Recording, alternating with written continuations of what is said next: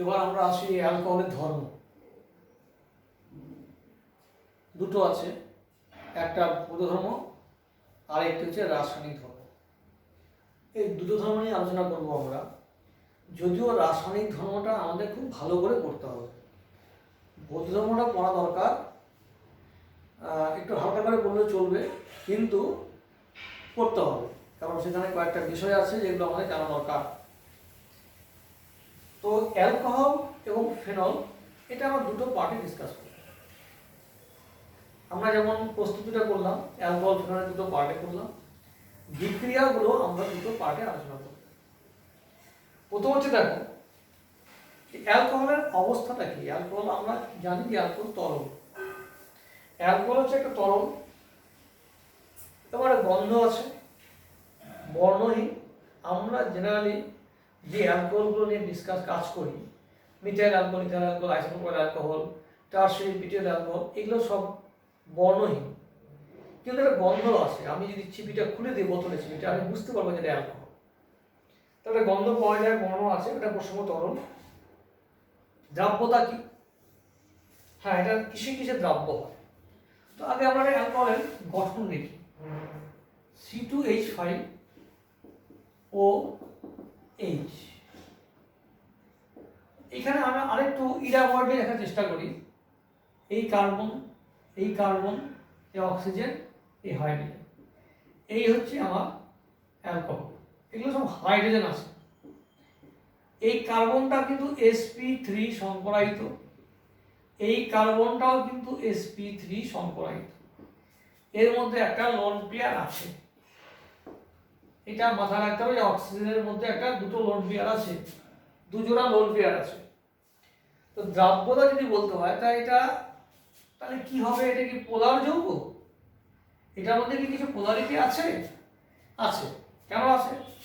Oxygen হচ্ছে electronegative মৌল, hydrogen electropositive মৌল। তাহলে এখানকার যে বন্ধন ইলেকট্রন জোড়, সেটা হাইড্রোজেন এর থেকে অক্সিজেন নিজে টেনে নেয়। তাহলে এটা মাইনাস লিখতে পারি, এটা ডেল প্লাস লিখতে পারি। কিন্তু এটা পুরোপুরি পোলার বলা যাবে না, 100% পোলারিটির মধ্যে পাবো না। কেন পাবো না? ইথাইল গ্রুপ হচ্ছে এটা ইলেকট্রন দাতা গ্রুপ, ইলেকট্রন দাতা গ্রুপ। তার মানে ইলেকট্রন দান করে এর মধ্যে কিন্তু আরো ইলেকট্রন ডেনসিটি বাড়িয়ে দেবে, তাহলে এর মধ্যে নেগেটিভিটি অনেক বেশি আসবে। তাহলে পজিটিভটা ও চান্স করবে, চেষ্টা করবে যে বেরিয়ে যাওয়ার চেষ্টা করবে। আমরা অনেক রিয়াকশনে দেখব এইখানে ভেঙে গেছে, কোথাও দেখব এইখানে ভেঙে গেছে। দুই রকমভাবে ক্লিভেজ হয়, ক্লিভেজটা দুই রকমভাবে হবে। যাই হোক, সেটা পরে আসবো আমরা। তা আমরা আগে দেখছি যে এর মধ্যে পোলারিটি আছে। তাহলে এইরকম কোনো পোলার দ্রাবকে আমি যদি এটাকে দ্রাবক হিসাবে ব্যবহার করি, তাহলে একটা দ্রাবক লাগবে। সেই দ্রাবকটা কি হতে পারে? এটা হচ্ছে পোলার দ্রাবক। তাহলে একটা পোলার দ্রাবকেই সেটা দ্রবীভূত হবে। অর্থাৎ এখানে আমি এইটা লিখতে পারি, জল একটা পোলার দ্রাবক, এটা del negative, del positive, del positive, এটা তো আমরা জানি। এর মধ্যে একটা হাইড্রোজেন বন্ধন হবে।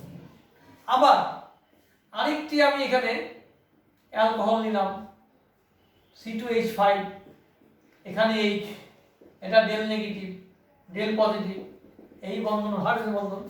তাহলে হাইড্রোজেন বন্ধনের মাধ্যমে অ্যালকোহল যৌগগুলি কোনো পোলার দ্রাবকে দ্রবীভূত হয়, অর্থাৎ সংযোজিত হয়, দ্রবীভূত হয়ে সংযোজিত হয়। আবার কিন্তু এমনও ঘটনা ঘটতে পারে যে অ্যালকোহলের মধ্যেও কিন্তু আবার হাইড্রোজেন বন্ধন হয়। সেই জন্যই তো অ্যালকোহলটা হচ্ছে লিকুইড, তরল। অ্যালকোহল এবং অ্যালকোহলের মধ্যেও কিন্তু আমার হাইড্রোজেন বন্ধন হবে, যেটাকে আমরা বলি সংযোজিত বা সংগঠিত অণু হিসেবে অবস্থান করে, এবং যার অ্যাটমিক মাসটাকে আমরা অনেক বেশি বলি। কীরকম বলি? আমি এটা আর গ্রুপ ধরলাম, এটা ও, এখানে এইচ লিখলাম, এখানে এইচ লিখলাম, এখানে ও, এটা আর, এখানে এইচ, এখানে ও, এখানে আর, এর মধ্যে হাইড্রোজেন বন্ধন, এর মধ্যে হাইড্রোজেন বন্ধন। অর্থাৎ অ্যালকোহল এবং অ্যালকোহলের মধ্যে কিন্তু হাইড্রোজেন বন্ধন হয়।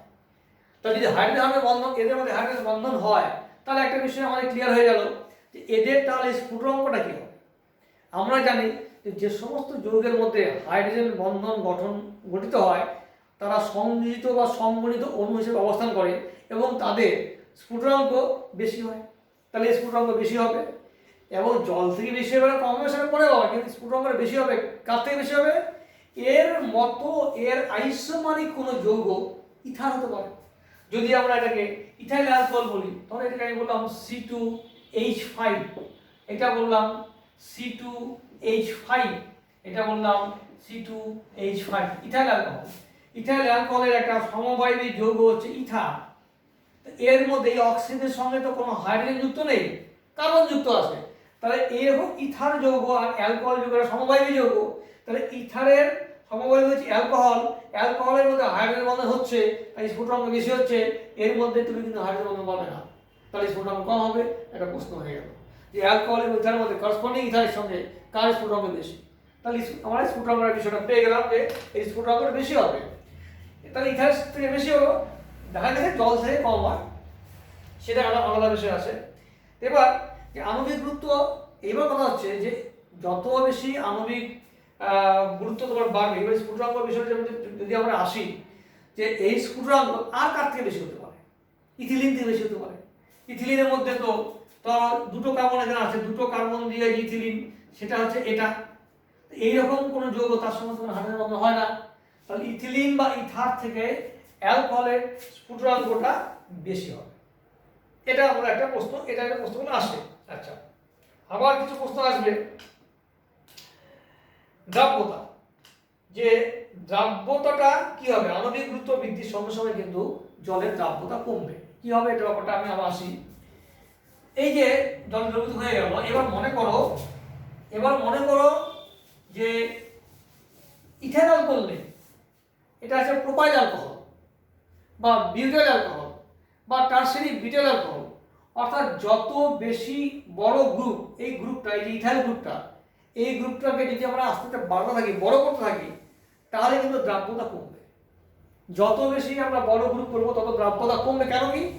এই গ্রুপগুলোর মধ্যে আবার স্টেরি হিন্ড্রেন্স, একটা ধাক্কা দেখে চলে আসবে, ফলে এর চারিদিক থেকে এই জলকে ধরে রাখতে পারবে না, ওই গ্রুপের কাছে চলে আসবে। এর সময় যে আরো গ্রুপ থাকে, এইটার সময় যদি আমি আরো দুটো গ্রুপ লাগিয়ে দিই, তো বড় হয়ে যাবে, তখন জলের অণুগুলো কাছাকাছি আসতে পারবে না, অর্থাৎ দ্রাব্যতাটা আস্তে আস্তে কমে যাবে। তাই আমরা বলতে পারবো যে আণবিক গুরুত্ব বৃদ্ধির সঙ্গে সঙ্গে, অ্যালকোহলগুলি আণবিক গুরুত্ব বৃদ্ধির সঙ্গে সঙ্গে কিন্তু দ্রাব্যতা আস্তে আস্তে কমতে থাকবে। আচ্ছা, আবার যদি ব্রাঞ্চ নেই, ধরো আমি নিলাম প্রোপাইল অ্যালকোহল বা বিউটাইল অ্যালকোহল, আর নিলাম হচ্ছে আমি আইসো বিউটাইল অ্যালকোহল। একটা নিলাম বিউটাইল অ্যালকোহল, মানে একটা লম্বা chain CH3 CH2 CH2 CH2OH, আরেকটি নিলাম আইসো বিউটাইল অ্যালকোহল, ওটা ব্রাঞ্চ আছে, তাহলে ও দ্রাব্যতা কম হবে। একই আণবিক সংকেতের যদি দুটো আইসোমার নেওয়া যায়, যার ক্ষেত্রে ব্রাঞ্চ চেইন আসবে, তার ক্ষেত্রে কিন্তু দ্রাব্যতা কমে যাবে, তার ক্ষেত্রে আমরা দ্রাব্যতা কম পাবো। আর কি হতে পারে? আর যেটা হতে পারে,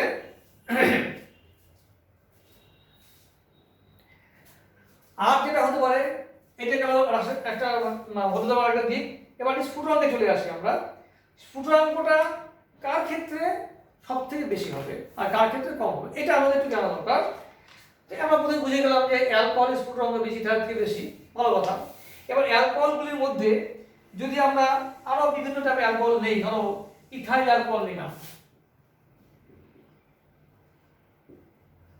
ইথাইল অ্যালকোহল নিলাম, আণবিক গুরুত্ব বেশি, অর্থাৎ ব্রাঞ্চ অ্যালকোহল নিলাম, ইথাইল অ্যালকোহল। আচ্ছা, আমরা কাজ করতে পারি, আমরা এটা বড় করে নিই আমরা, তাহলে আমাদের সুবিধা হবে। প্রোপাইল অ্যালকোহল নিলাম, এবার ব্রাঞ্চ করি, CH3 CH CH2OH CH3, propyl alcohol নিলাম। আর একটা কি হতে পারে? বিউটাইল অ্যালকোহল নিলাম। আমরা জানি অ্যালকোহল স্ফুটনাঙ্ক করসপন্ডিং ইথার থেকে বেশি হয়, ভালো কথা। এখানে যে আণবিক সংখ্যা নিলাম, এখানে কি আছে? C4H10O আছে, C4H10O, সবগুলো তাই আছে। একই আণবিক সংকেতে তিনটি অ্যালকোহল নিয়েছি, কিন্তু যেটা ব্রাঞ্চ, যেটা প্রাইমারি, সেকেন্ডারি, টারশিয়ারি, তাহলে এর স্ফুটনাঙ্ক বেশি হবে, এর তারপরে যত লম্বা চেন থাকবে তার স্ফুটনাঙ্ক তত বাড়বে। এখানে কেন কম হলো? এখানে এই যে তোমার অ্যালকোহলের সঙ্গে অ্যালকোহলের যে চেইন তৈরি হবে, যে হাইড্রোজেন বন্ধনটা তৈরি হবে, সেটা একটু ধাক্কা খাবে, এই গ্রুপগুলোর জন্য একটা ধাক্কা আসবে, যাকে আমরা বলছি স্টেরিক হিন্ড্রেন্স। এই স্টেরিক হিন্ড্রেন্সের জন্য এদের মধ্যে যে হাইড্রোজেন বন্ধন সেটা উইক হয়ে যাবে, ধাক্কা মেরে ওকে সেপারেট করে দেবে তাড়াতাড়ি, ফলে এই স্ফুটনাঙ্ক কিন্তু কমে যাবে। এটা কিন্তু সব থেকে বেশি হবে। এটা গেল একটা দিক। আচ্ছা, আর কি হতে পারে, ধরো একই শ্রেণী আমরা কি করলাম, তিনটে কার্বন আছে, তিনটে OH গ্রুপ আছে, তার ক্ষেত্রে কি আসবে, অর্থাৎ যেখানে যত বেশি হাইড্রোজেন বন্ধন আমরা দেখাতে পারবো, একটা জিনিস আমরা ক্লিয়ার করতে বলতে পারবো। ধরো আমি একটা এক্সাম্পল দিচ্ছি, CH2OH, CHOH এবং CH2OH, এটার নাম গ্লিসারল, এটা ট্রাইহাইড্রিক অ্যালকোহল। এর সঙ্গে আমি কম্পেয়ার করলাম CH2O C2H5, এটা ইথাল লিঙ্কেজ আছে, এখানে আরেকটি ইথাল লিঙ্কেজ আছে, এখানে ইথাল লিঙ্কেজ নেই, একটা OH গ্রুপ আছে। চেইনটা কিন্তু একই রকম, তিনটে কার্বন, তিনটে OH গ্রুপ, এখানেও তিনটে OH গ্রুপ ছিল, কিন্তু দুটো OH কে আমি ইথার সাবস্টিটিউট করে দিয়েছি। তাহলে এইটার জন্য মাত্র হাইড্রোজেন বন্ধন হবে, আর এখানেও হবে হাইড্রোজেন বন্ধন, এখানেও হবে হাইড্রোজেন বন্ধন, এখানেও হবে হাইড্রোজেন বন্ধন, অর্থাৎ তিনটে OH গ্রুপ তিনটে জলের অণুর সাথে হাইড্রোজেন বন্ধন করবে। সেই তিনটে জলের অণু আবার আরো তিনটে করে বিশেষ হাইড্রোজেন বন্ধন করবে। তাহলে হাইড্রোজেন বন্ধনের পরিমাণটা এখানে বেশি হবে, এখানে কম হবে, সেই জন্য এর স্ফুটনাঙ্ক কিন্তু বেশি হবে। একই রকম ব্যাখ্যা আমরা পাবো ফেনলে। ফেনলের ক্ষেত্রেও যদি আমরা দেখি, অ্যালকোহলের যে ব্যাখ্যাটা আমরা পেলাম, ফেনলেও সেই একই ব্যাখ্যা পাবো। ফেনলের মধ্যে OH গ্রুপ আছে, শুধু আমার অ্যালকিল যে গ্রুপটা আছে সেটা বাদ দিয়ে ফিনাইল গ্রুপ আছে, বাকি সমস্ত জিনিস একই।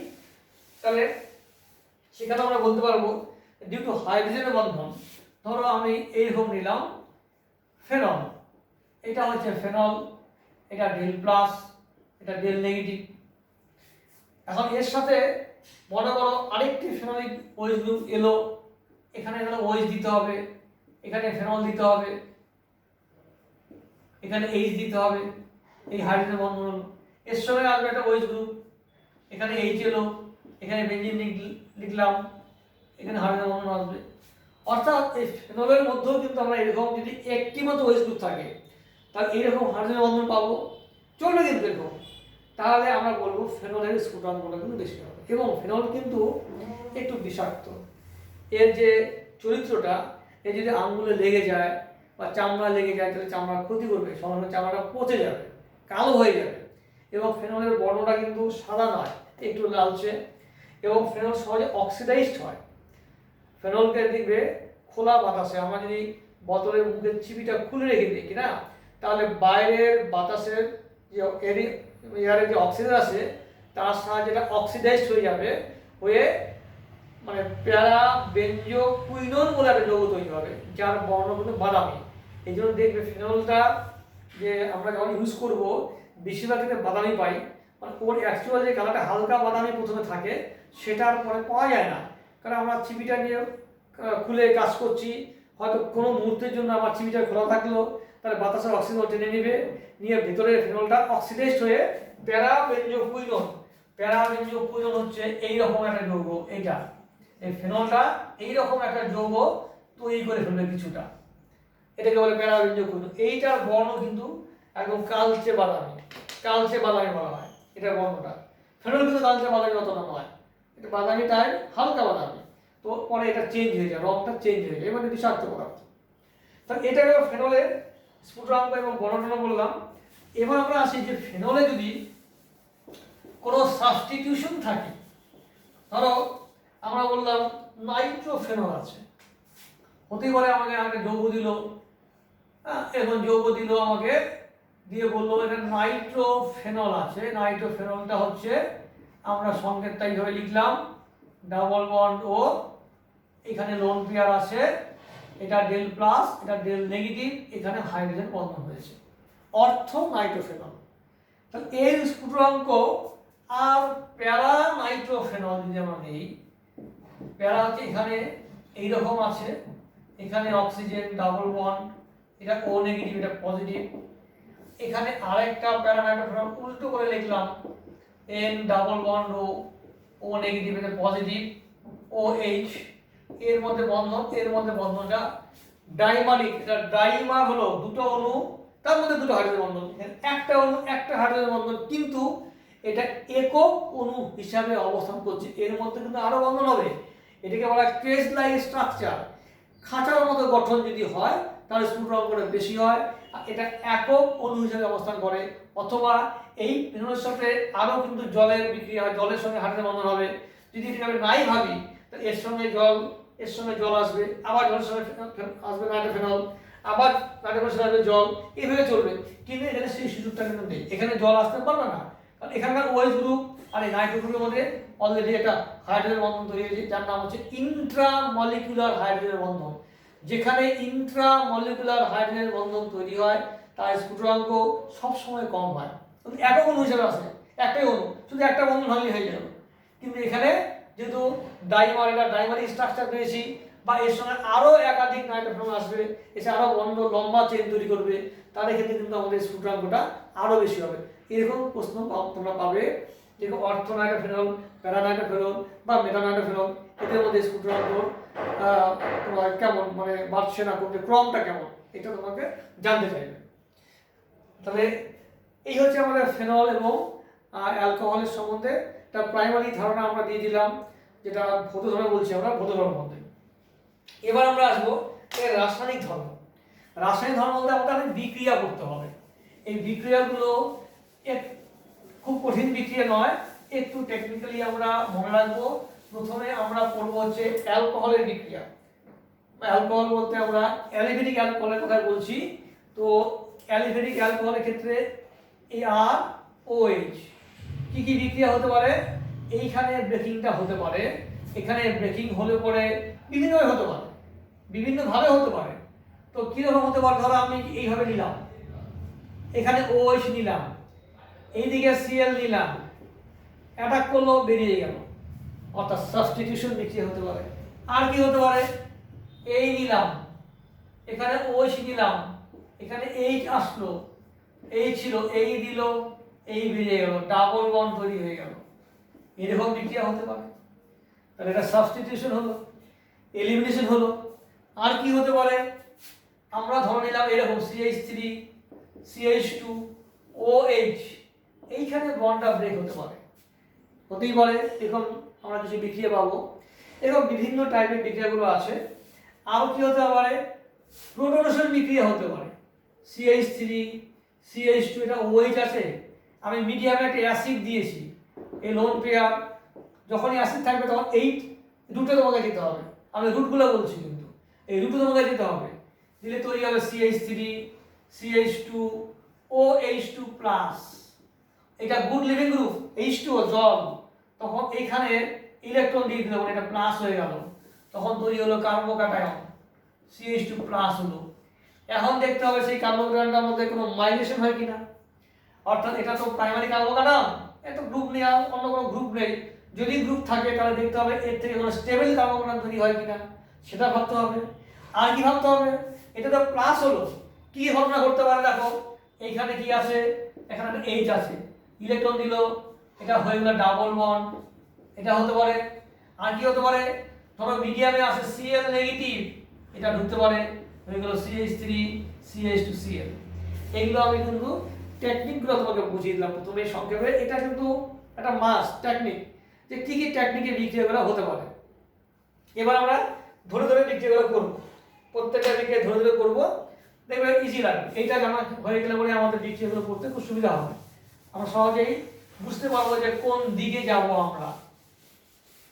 আবার আরেকটা আছে, ওটা বলা হলো না, আরেকটা বিষয় বলে দেই, যে অনেক সময় হয় কি, ধরো CH3 আছে, CH2 আছে, OH আছে, আমরা বলেছিলাম যে OH গ্রুপের বিক্রিয়াটা হয়, অনেক সময় এটা শুদ্ধ একটা বিক্রিয়া হয়ে যায়, CH2OH শুদ্ধ, CH2OH গ্রুপটা চেঞ্জ হয়ে আরেকটা গ্রুপ হয়ে যেতে পারে, সেরকম কিছু বিক্রিয়া আমরা পাবো। যে অ্যালকোহল থেকে অ্যাসিড তৈরি করা, অ্যালকোহল থেকে অ্যালডিহাইড তৈরি করা, এগুলো আমরা পাবো। তো দেখা যাক, আমরা একটা শুরু করি। তো প্রথম বিক্রিয়া হচ্ছে ধাতুর সঙ্গে বিক্রিয়া। 1 নম্বর আমরা করি ধাতুর সাথে বিক্রিয়া, ধাতুর সাথে। তো যেটা খুব ইম্পর্টেন্ট, যেটা আমাদের সবসময় লাগে, আমরা সোডিয়াম ধাতুর সঙ্গে যদি অ্যালকোহলের বিক্রিয়া করাই তাহলে তৈরি হবে সোডিয়াম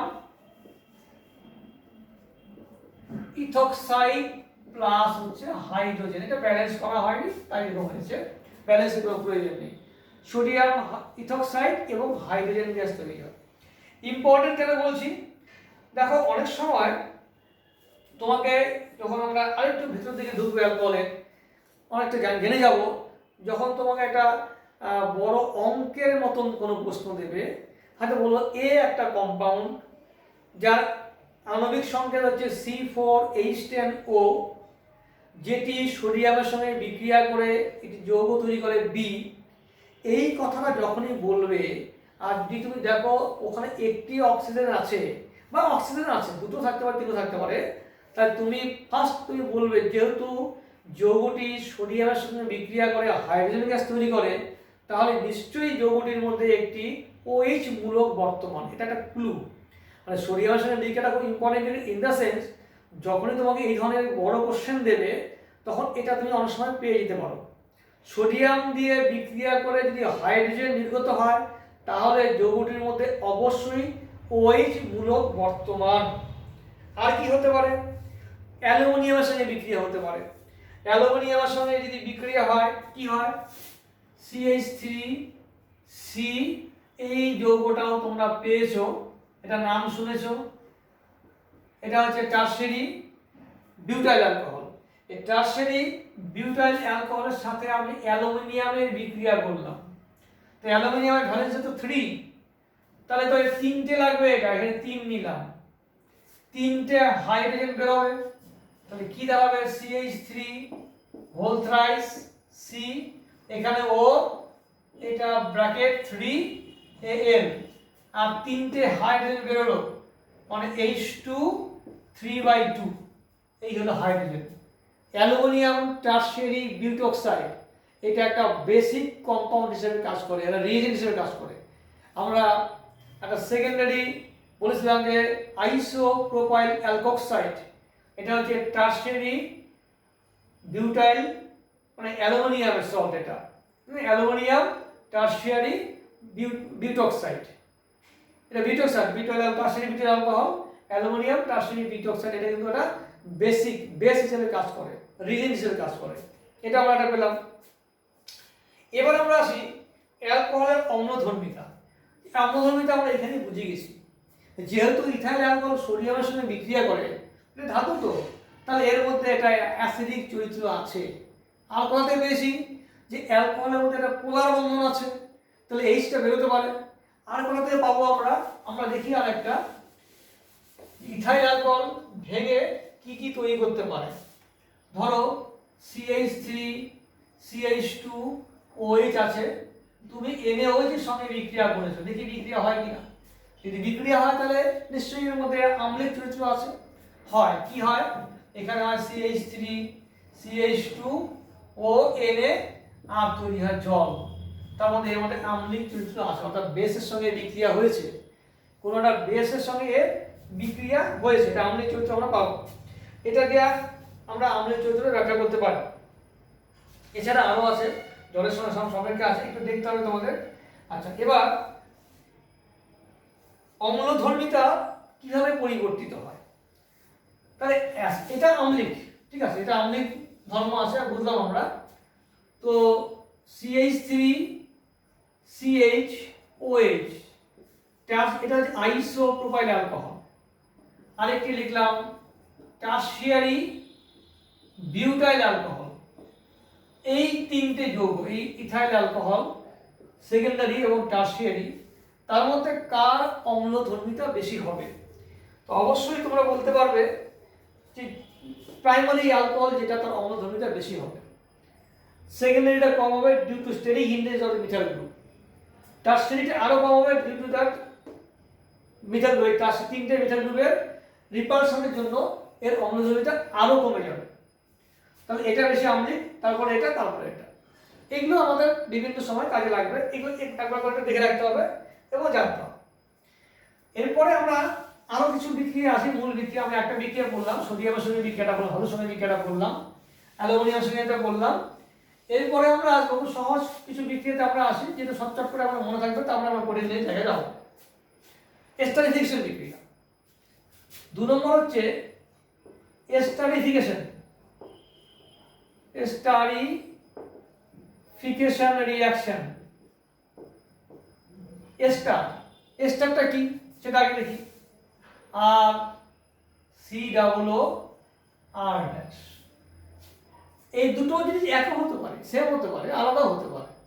আমি আলাদাই লিখলাম। আর মানে alkyl group, methyl, ethyl, propyl.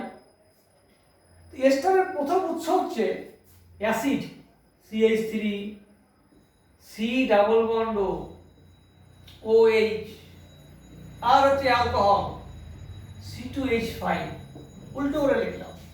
আর কি দেব? গাঢ় H2SO4 দেব। এটা অনেকটা হচ্ছে অ্যাসিড বেস রিঅ্যাকশনের মতন, সেই জন্য আমরা এখানে রিভার্সিবল সাইন দিলাম।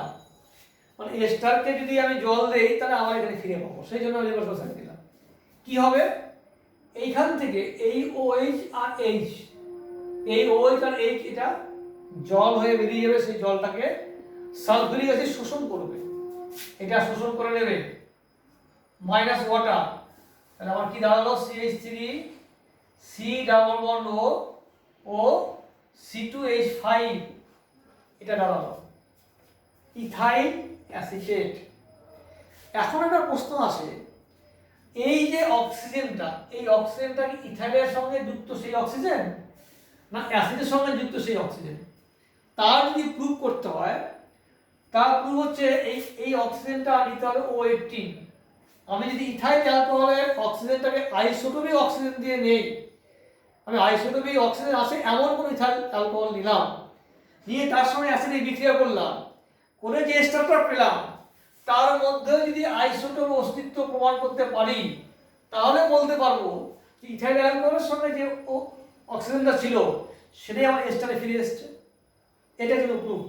এইটা পরীক্ষায় দেয়, তোমাকে দিবে এই কোশ্চেনটা অ্যাসিড আর অ্যালকোহল দিয়ে বলবে এখানে কি হবে, এখানে একটা লিখে দিলে এ প্রোডাক্টটা কি হবে। কারণ অনেকে যদি অনেকে লিখতে পারে, বুঝতে পারলো না, অনেকে জানলো না, যে হয়তো সে বললো এই OH আর H দিয়ে বের করে দিল, তখন মনে হয় 18 লিখলো না। এইটাই হচ্ছে প্রমাণ করার জন্য তুমি জানো কি না যে কোন অক্সিজেনটা যাবে, জলের ক্ষেত্রে কোন অক্সিজেন যাবে, এটাই হয় অক্সিজেন, এই অক্সিজেন, এইটা অবশ্যই অ্যাসিডে যাবে। কি মনে রাখবে? মনে করবে যে অ্যাসিডের তো দুটো অক্সিজেন আছে, অ্যালকোহলের একটা অক্সিজেন আছে। অ্যাসিডকে বলো তোর দুটো আছে, তুই একটা দিয়ে দে, আমার তো একটাই আছে, আমি কেন দেবো? তো তোর দুটো আছে বলে তুই একটা দিয়ে দে, তো ও একটা দিয়ে দিল, ওর অক্সিজেন একটা ছিল, ওটাই ধরে নিল। এইভাবে মনে রাখবো। এই হলো এস্টার তৈরি। এখন এস্টার তৈরির ক্ষেত্রে আমরা কি কি নিলাম? অ্যালকোহল নিলাম, আর কি নিলাম? অ্যাসিড নিলাম। এখন মনে করো এই অ্যালকোহলের জায়গায় আমি OH লিখলাম, এই অ্যালকোহলের জায়গায় আমি নিলাম মিথাইল অ্যালকোহল, আমি নিলাম প্রোপাইল অ্যালকোহল, আমি এখানে নিলাম হচ্ছে HOCH3, এখানে নিলাম আমি প্রোপাইল অ্যালকোহল CH2CH3। এই তিনটে অ্যালকোহল দিয়ে তোমাকে বললো কার ক্ষেত্রে এস্টারিফিকেশন দ্রুত ঘটবে। কার ক্ষেত্রে? মনে রাখবে যেটা সব থেকে ছোট অ্যালকোহল, যেখানে হিন্ড্রেন্সটা কম, ধাক্কাধাক্কি কম, ভ্যান ডার ওয়ালস রিপালশন কম, সেই অ্যালকোহলটা তাড়াতাড়ি এস্টার তৈরি করতে পারবে। তাহলে এটা আগে হবে, তারপরে এটা হবে, তারপরে হবে রিঅ্যাকশন রেট। রিঅ্যাকশন রেট এটা সব থেকে বেশি হবে, এটা তারপরে হবে, তারপরে এটা হবে। এটা হলো একটা দিক। আর একটা দিক হচ্ছে এই যে অ্যাসিডটা আমরা নিয়েছি, অ্যাসিডটাকে একটা চেঞ্জ করে দিই, একই অ্যালকোহল নিলাম, এটা অ্যালকোহল নিলাম, কিন্তু অ্যাসিডটার ক্ষেত্রে এইখানে CH3 জায়গায় লিখলাম CH3CH2, বাকি ঠিক আছে। আবার চেঞ্জ করলাম CH3CH2 চেঞ্জ করলাম। তো কোথায় বেশি হবে? যেখানে একই রকম উত্তর, যেখানে স্টেরিক হিন্ডেন্সটা বেশি হবে সেটা ধীরে হবে, যেখানে স্টেরিক হিন্ডেন্স কম আছে, গ্রুপটা কম আছে, সেটা দ্রুত হবে। তাহলে মিথাইল এখানে একটা গ্রুপ, এখানে আছে ইথাইল বড় গ্রুপ, এখানে আছে প্রোপাইল আরো বড় গ্রুপ। তাহলে এই ক্ষেত্রে স্পিডে হবে, রেটটা বেশি হবে, তারপরে এটা, তারপরে এটা। এটা হচ্ছে এস্টারিফিকেশনের থেকে আমাদের জানবার বিষয়। এবার আমরা আসি এস্টারিফিকেশন করব কিন্তু অ্যাসিড ছাড়া। অ্যাসিড সঞ্জাত যৌগ থেকে কি করে আমরা এস্টার তৈরি করতে পারি। অ্যাসিড সংযত যৌগ কোনটা? অ্যাসিডের বদলে যদি কোনো যৌগ হয়, তাহলে অ্যাসিড থেকে তৈরি হয়েছে, যেমন অ্যাসিড ক্লোরাইড, অ্যাসিটাইল ক্লোরাইড, তাহলে এখান থেকে কি হতে পারে? একদম সহজ, তোমার মাথাতে আসবে কি কি বেরোতে পারে এখান থেকে, কি হতে পারে? এখান থেকে দেখো HCl বেরোতে পারে, তাহলেই তো তুমি এটা পেয়ে গেলে। ভালো কথা, HCl তো অ্যাসিড, তো আবার ঝামেলা করবে এখানে গিয়ে, জল থাকলে তো আমাকে ব্রেক করে দেবে। তাহলে অ্যাসিডটা কি করে সরাতে হবে, এই অ্যাসিড যে তৈরি হলো তাকে আমাকে সরাতে হবে। তাহলে কি দেবো এখানে? পিরিডিন দেবো, ক্ষার দেবো, পিরিডিন। এই হচ্ছে পিরিডিন। এটা দিলে কি হবে? এই অ্যাসিডকে, এই যে মাইনাস লিখলাম, মানে এখানে তৈরি হলো মাইনাস লিখলাম, এই অ্যাসিডকে খেয়ে ফেলবে। কি করবে এটা? এইরকম পিরিডিনিয়াম ক্লোরাইড তৈরি হয়ে যাবে। এটা আমাকে দেখাতে হবে না, এখানে আমার দেখানোর দরকার নেই, ডান দিকে আমাকে দেখাতে হবে না, কিন্তু এই যৌগটা তৈরি হবে পিরিডিনিয়াম ক্লোরাইড। পিরিডিন বেস দিতে হবে। এটা গেল অ্যাসিড ক্লোরাইড থেকে। আরেকটা আমরা আসি অ্যাসিডিক অ্যানহাইড্রাইড থেকে। এই হচ্ছে অ্যাসিডিক অ্যানহাইড্রাইড, এটা নাম হচ্ছে অ্যাসিডিক অ্যানহাইড্রাইড। এখানেও আমরা পিরিডিন দেবো, এখানে ক্ষার দেবো আমরা, এখানেও পিরিডিন দিয়ে করবো, তার সহজ হবে রিঅ্যাকশন। এখানে দেবো C2H5। কি হবে? আমার এস্টার তৈরি করতে হবে। ভালো কথা, এস্টার যদি তৈরি করতে হয় তাহলে আমরা কি করব? আগে এস্টারটা নেই, এই যে পোরশনটা নিয়ে নিই, দেখো এইখানকার এই পোরশনটাকে আমি নিয়ে নিলাম, আর এখান থেকে এই পোরশনটাকে নিয়ে নিলাম, তাহলে আমার তৈরি হলো CH3CO। কারণ তুমি দেখতেই পাচ্ছ এইটা, এই পোরশন আর এই পোরশনটা যুক্ত হয়েছে, তাহলে এর সঙ্গে যুক্ত হলো O C2H5। আমার হাতে কি রইলো? এই পোরশনটা, আর কি রইলো? H রইলো। তাহলে HCH, এটা O এখানে ঢুকবে, Hটা HOC ডাবল বন্ড CH3। এখন তুমি বলবে স্যার অ্যাসিড হয়ে গেল, তো আমার তো তাহলে কি হলো ঘটনাটা? আমি তো এখানে এস্টার পেলাম, কিন্তু অ্যাসিডও পেলাম, কোনো সমস্যা নেই। অ্যাসিডের সঙ্গে আবার অ্যালকোহলের বিক্রিয়ায় কি হয়? আবার এস্টার হয়, অর্থাৎ এটা থাকবে না, এটা পরের স্টেজে গিয়ে আবার এস্টার তৈরি করে ফেলবে। কারণ এখানে তুমি গুণে গুণে একটি নাওনি। আমি তো কখনো বলিনি যে এক অণু নিয়েছি, এক অণু নিয়েছি, এটা তুমি 10 ml নিয়েছো, এটা তুমি 10 ml নিয়েছো, 15 ml নিয়েছো, যা নিয়েছো, এমএল হিসেবে নিয়েছো, আমাদের অনেক লক্ষ লক্ষ অণু আছে। তো এর মধ্যে একটা সঙ্গে প্রথমে তৈরি হলো এস্টার, পরে যখন অ্যাসিড পাওয়া গেল তার সঙ্গে আবার এস্টার তৈরি হবে, তখন আবার এস্টার তৈরি হবে। এই দুটো হচ্ছে মেইন প্রসেস। একটা বললাম প্রথমে অ্যাসিড থেকে অ্যালকোহলের সঙ্গে বিক্রিয়া, আরেকটি বললাম অ্যাসিড সংজাত যৌগ, অ্যাসিড থেকে যে যৌগটা তৈরি হয়েছে, কি তৈরি হয়েছে? অ্যাসিড ক্লোরাইড বা অ্যাসিডিক অ্যানহাইড্রাইড, তার সঙ্গে অ্যালকোহলের বিক্রিয়া এস্টার তৈরি হয়েছে। খুব সহজ বিক্রিয়া, কঠিন বিক্রিয়া নয়। এরপরে বাকি বিক্রিয়াটা আমরা করছি পরের ভিডিওতে।